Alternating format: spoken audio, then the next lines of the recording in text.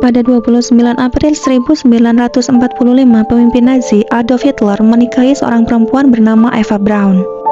Pernikahan dilaksanakan di tengah pelarian Hitler dari pengepungan Rusia dan telah bersembunyi di bunker bawah tanah sejak Januari 1945. Namun, siapakah Eva Braun dan bagaimana latar belakang wanita terakhir pemimpin Nazi tersebut? Selamat datang di Ruang Sejarah bersama Prita Kazain dan jangan lupa subscribe. Mengutip dari Britannica, Eva Braun memiliki latar belakang Katolik kelas menengah. Eva Braun pertama kali bertemu Adolf Hitler pada tahun 1929 di usia 17 tahun. Saat itu, Eva bekerja sebagai pramuniaga di toko Heinrich Hoffmann sebagai fotografer. Hoffmann memperkenalkan Hitler ke Braun sebagai Hard Wolf. Hitler lalu mulai mendekati Eva Braun.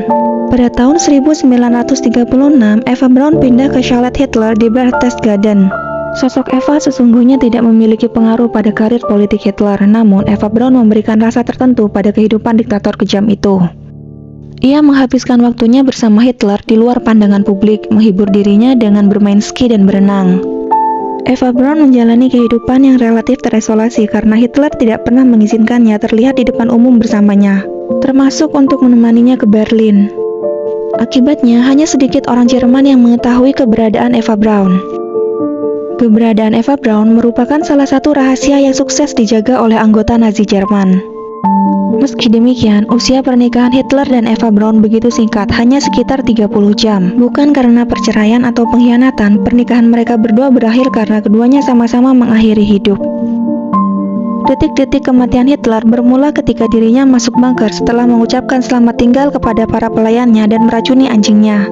Hitler di hari terakhirnya mengenakan jaket seragam Nazi dan celana panjang hitam, sedangkan Eva Braun mengenakan gaun biru dengan potongan putih. Pada hari itu, Hitler berusia 56 tahun dan istrinya 33 tahun. Mereka baru menikah 1,5 hari atau tepatnya 36 jam. Saat itu, Eva Braun berkeras tetap bersama Hitler di Berlin, menentang perintah Hitler untuk menjauh melindungi diri. Eva Braun bertekad tetap bersama Hitler sampai akhir. Kala itu, Rusia tengah gencar-gencarnya melakukan pengepungan. Sebagai pengakuan atas kesetiaan Eva Braun, Hitler memutuskan menikahinya. Upacara pernikahan sipil dilakukan di bunker kanselir pada 29 April. Jam menunjukkan pukul 3.15 sore waktu setempat. Menurut sejarawan Ian Kershaw, tidak ada suara yang terdengar dari dalam bunker. Sementara itu, di atas permukaan tanah, Berlin hancur lembur dibombardir artileri Soviet yang berhasil menduduki kota tersebut. Sekitar 10 menit kemudian, pelayan Hitler, Heinz Linge, yang setia mengabdi selama 10 tahun, mencium bau senjata yang baru ditembakkan. Awalnya, ia mengurungkan niat untuk membuka pintu, tetapi akhirnya tak kuasa menahan. Saat pintu dibuka, ia melihat Hitler dan Eva Braun sudah tak bernyawa. Ada lubang peluru di pelipis kanan Hitler, sedangkan Eva Braun beraroma sianida dan wajahnya berkerut. Pistol tergeletak di dekat kaki Hitler dan darah menggenangi karpet. The Washington Post pada 30 April 2020 menulis, selama berbulan-bulan sebelum kematiannya, Hitler sudah pucat dan raut wajahnya penuh beban. Ia juga diterpa berbagai penyakit seperti perut kembung kronis, berbagai masalah perut lainnya, bau mulut, dan dirawat dengan banyak obat seperti amfetamin, vitamin, bahkan pengobatan lintah. Hitler merupakan vegetarian dan penderita hipokondria, kondisi kecemasan berlebih tentang kesehatannya, padahal dirinya tidak sakit parah.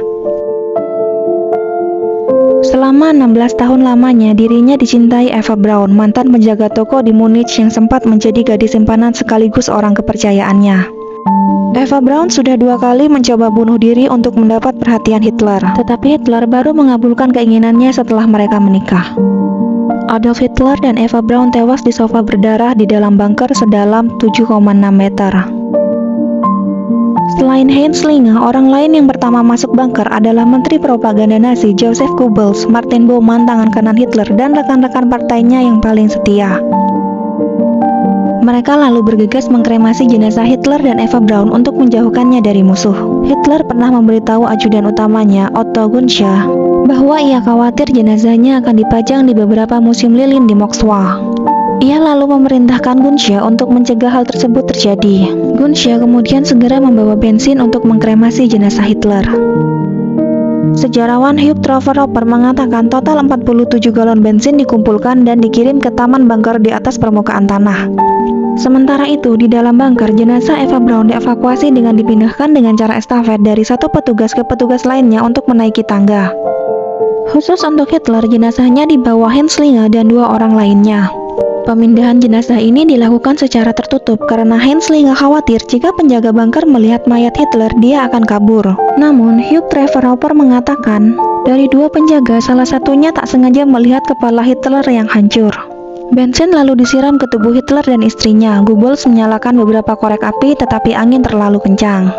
Seseorang menyarankan memakai granat tangan, namun Henslinger kemudian kembali ke bunker dan membuat obor dari beberapa dokumen. Martin Bormann menyalakannya dan melemparkannya ke jenazah yang langsung terbakar. Mereka lalu mengangkat salam Heil Hitler terakhir kepada mendiang. Api kremasi berkobar sampai malam. Kadang-kadang tentara menuangkan bensin lagi sampai hampir tidak ada sisa. Sejarawan Ian Kershaw mengungkapkan tentara Soviet kemudian menemukan tulang rahang bawah dan 2 dental bridge atau gigi palsu. Mereka memasukkannya ke dalam kotak cerutu dan menunjukkannya kepada teknisi gigi yang pernah bekerja untuk dokter gigi Hitler. Teknisi gigi memeriksa catatan dan menentukan bahwa tulang rahang dan salah satu gigi adalah milik Hitler, kemudian gigi lainnya milik Eva Braun. Sementara itu, Henslinger kembali ke bunker dan mulai membakar barang-barang bukti seperti dokumen, karpet berlumuran darah, seragam Hitler, dan obat-obatan. 7 hari kemudian, dengan sebagian besar Jerman hancur, perang di Eropa pun berakhir. Begitu pula dengan kegilaan Adolf Hitler.